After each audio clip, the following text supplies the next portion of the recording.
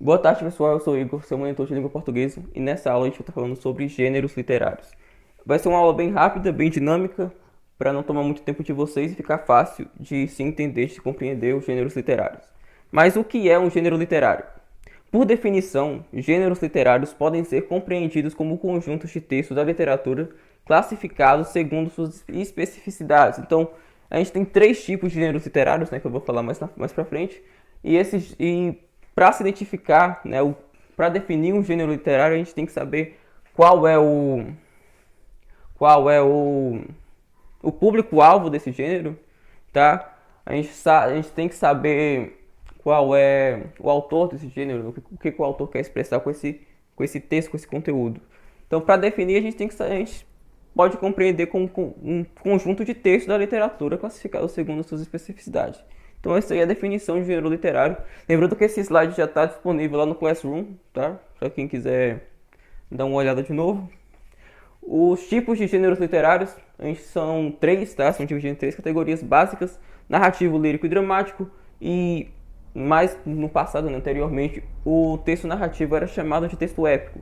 Aí passou a ser chamado de texto narrativo. A gente tem as características principais dos gêneros literários, né, que a gente tem o narrativo, que refere-se aos textos que contam uma história. Para isso é necessário um narrador ou narradora, personagem, enredo, tempo e espaço. E o narrador pode ser onisciente, observador ou personagem da narrativa, que pode conter um discurso direto, indireto ou indireto livre. Então, para ser um texto narrativo, ele precisa ter esses cinco, né? A gente tem que ter um narrador, personagem, enredo, tempo e espaço. Então, para a gente ter uma narrativa, né? Um texto literário narrativo, a gente tem que ter essas cinco características. E o narrador, como foi dito aqui no texto, né, no texto em si, pode ser onisciente, que seria ver tudo o que acontece na trama, ver tudo, não na trama, mas no texto, ver tudo o que acontece na história e vai narrando de acordo. A gente tem um observador que só está lá observando o que acontece com o personagem principal e os personagens secundários da história, e um personagem da narrativa que está participando da história ativamente. Então a gente tem esses três tipos de narradores.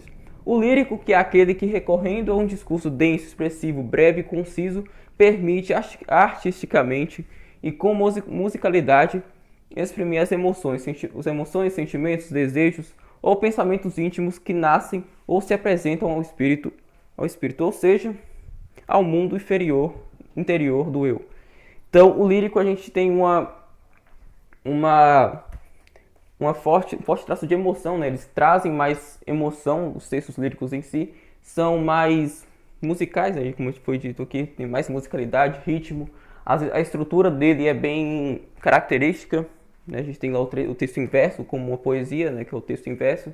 A gente tem o soneto, que também é inverso, só que tem uma característica própria, né? Que seriam 14 versos, né? 2 tercetos e 2 quartetos. E é basicamente isso, o texto lírico. E o texto dramático, que é um texto em forma de diálogo, como peças teatrais, né?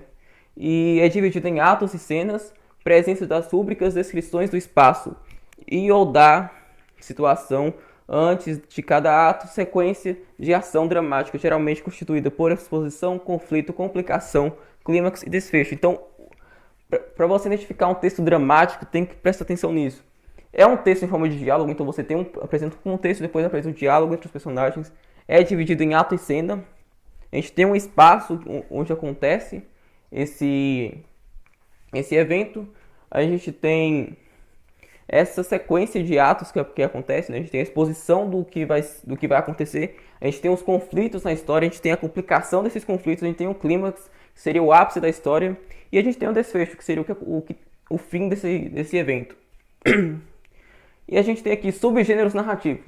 A gente tem eu coloquei 5 subgêneros narrativos, 5 mais importantes, que seriam a epopeia, né, que é um poema narrativo, o romance, que é uma longa narrativa em prosa, o conto, que é uma curta narrativa em prosa, que seria o oposto do romance, né?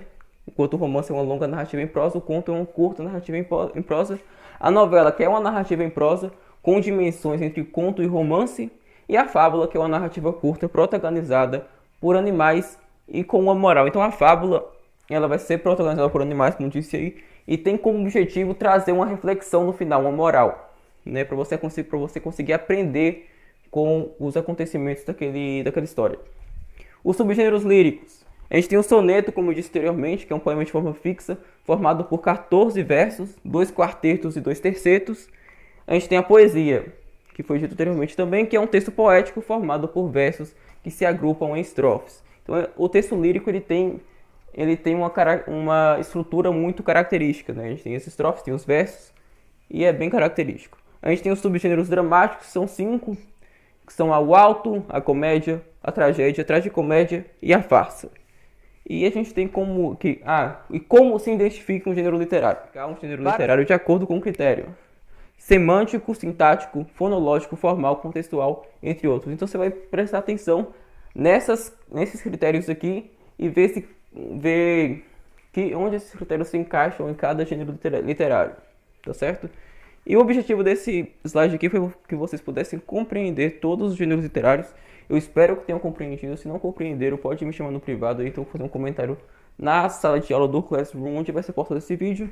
E a gente se vê na próxima aula, onde a gente vai estar... Eu vou estar pensando em alguma coisa para a próxima aula, tá certo? Então, é isso. Até a próxima aula e tchau, tchau.